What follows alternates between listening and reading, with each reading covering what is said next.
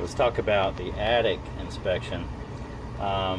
What we're looking for when we first come up, and this is a pretty good example of what we're looking for. Using the thermal camera, we're seeing all these red spots. Well, if I put my hand back here, I'm feeling a lot of cold air blowing directly through. This is a supply drop outlet. It's a 6-inch supply drop outlet, and a good bit of the energy that should be running through here to cool the home is actually just being pushed straight out into the attic. Another way that we can tell that you've got leakiness in the cabinet is when they're sweating like this. Well, what we have here is cold air, and it's getting blown out into this hot environment, and the air is precipitating. So then we've got a sweaty, in this case, air handler, and sweaty supply plenum. Okay, so this is taped correctly, but we're missing mastic.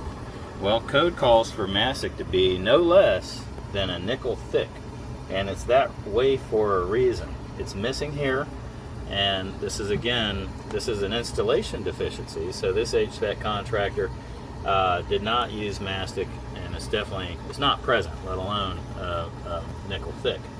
But so what's happened here, just at a glance, is you've got a sweaty cabinet. So we've got some rust spots and that kind of thing. It doesn't take long to start making rust, and so it makes the cabinet fail prematurely.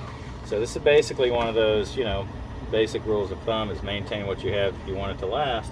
And the better you maintain these cabinets and all the mechanical infrastructure here, the longer it's going to last and the more efficient that it becomes. Well, what we do is we're going to do a duct blaster test here. We're going to test in and test out, and this will show us the actual savings from before and after we do our savings. And all that's going to be is air sealing and re-insulating as needed around the cabinet, and all these duct lines, mostly around the joints is where they're leaking here, as you can imagine. Because these, every time the air conditioner turns on and off, whether it's summertime or winter, it moves just a little bit, and that movement creates leaks over time.